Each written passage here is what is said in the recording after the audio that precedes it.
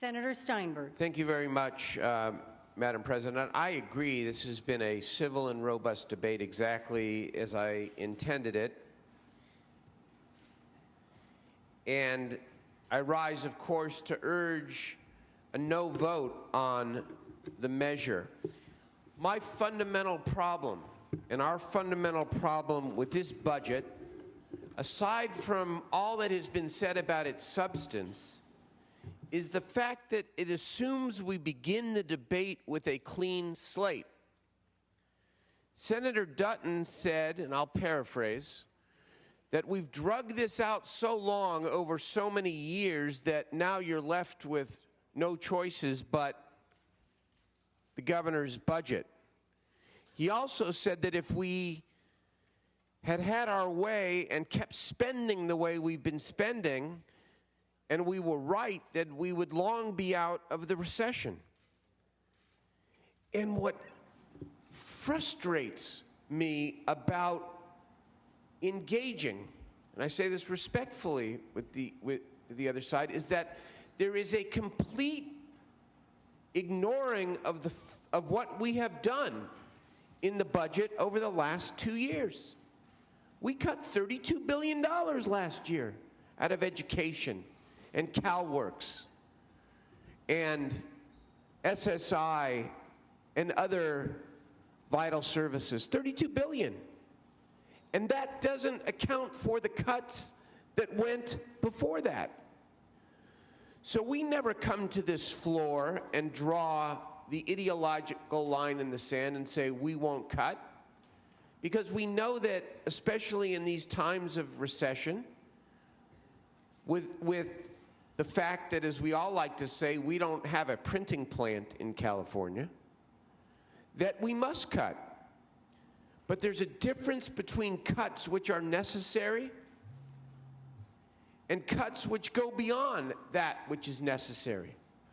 Cuts that will have minimal impact on the economy and on people, and cuts that, yes, will in fact devastate institutions that have been part of California's greatness for many decades.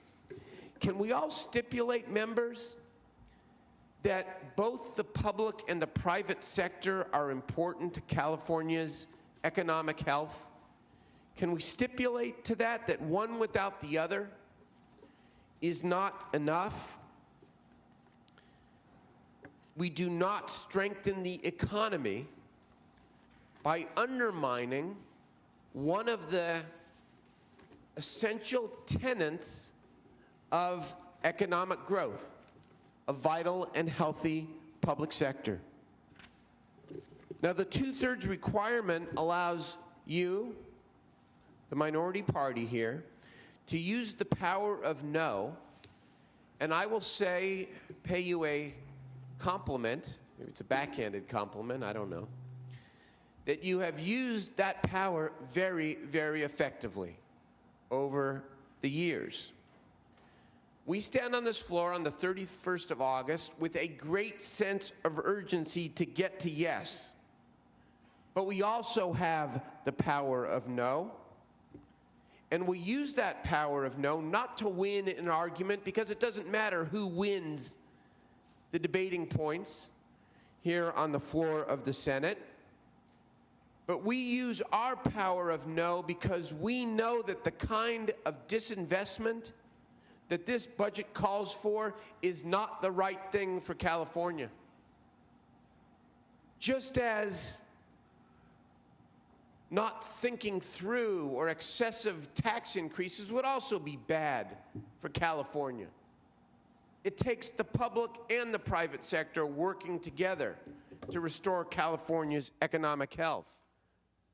So people will ask, where do we go from here? We're certainly going to take up our budget in a few moments.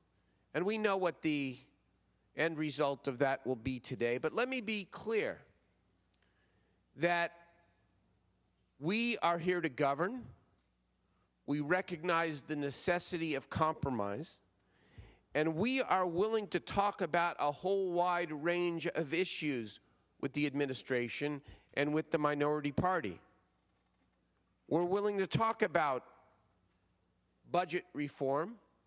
We're willing to talk about pensions. In fact, we've ratified 6 collective bargaining agreements that contain the very pension reform that the governor has called for. We are willing to hear your critique, which we know is coming in a few minutes, on our tax reform proposal. It was originally a Republican idea, but it's now our tax reform proposal, and how we might improve upon that to make it better. We are willing to talk and act on regulatory relief that eliminates red tape so we can spur the private sector.